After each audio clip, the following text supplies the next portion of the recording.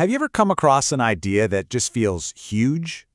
Like it's really important, but you just can't quite get your head around it? Well, today, we're going to break down a framework that helps us deal with exactly that. It's like a map for navigating between what's crystal clear and what's, well, a little more mysterious. All right, let's dive right in. At the heart of any real learning, you always run into this one fundamental challenge. What do you do with the ideas that aren't immediately obvious? This is a problem everywhere. Doesn't matter if you're talking science, philosophy, or spirituality. So that really brings us to the big question, right? When you're faced with something that feels a bit fuzzy or abstract, what's the move? Do you just take a wild guess, ignore it completely, or is there maybe a smarter way to handle it? Turns out the framework we're digging into today offers a pretty fascinating roadmap. And that map is basically built on these two core concepts, mukamat and mutashabihat. Just think of them as two different buckets for knowledge. On one side, you've got mukamat. That's the clear stuff, the everyday things, the stuff you can literally see and verify for yourself. And on the other side, you've got mutashabihat. That's the ambiguous, the metaphysical, the abstract ideas that live outside our normal day-to-day world. Okay, so let's break down mukamat first. These are our anchors. They're the ideas that are clear, they're straightforward, and they make perfect sense because we can connect them to things that happen in our actual lives. This is the solid ground, the foundation you absolutely need before you can build any higher. And then we have mutashabihat. Now these are the concepts that kind of make you stop and go, they're ambiguous for a reason, because they're talking about things that are outside of our normal sensory experience. We're in the realm of metaphysics now. You can't just point to something and say, see, like that. So how in the world do you even begin to understand them? And this is where it gets really, really cool. This framework doesn't just give you one single way to deal with these ambiguous ideas. Instead, it offers two totally different paths. And the path you take, well, it all depends on your personal experience. The fork in the road is actually pretty simple. It all comes down to one question. Have you had a direct, personal, metaphysical experience with this concept or not?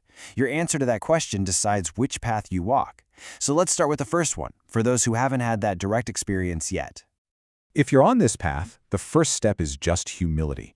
You accept that, hey, this thing is ambiguous to me. You don't fake it till you make it. Instead, you approach it with a sense of faith. And here's the most important part. You try to understand it by tying it back to the clear principles, the mukamat, that you do understand. The goal is to build a consistent worldview, not to just make up some wild theories.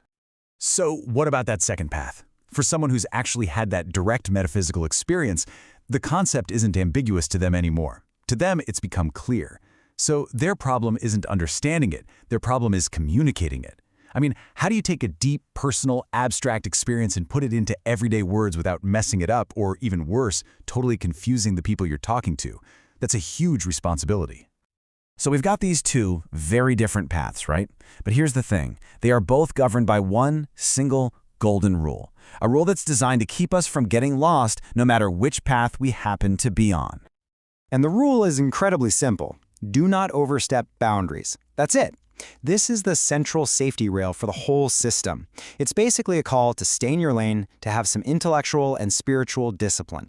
And this slide just perfectly lays out how that rule works for both paths. So, if you're on path one, overstepping means you're just wildly guessing at what an ambiguous concept means.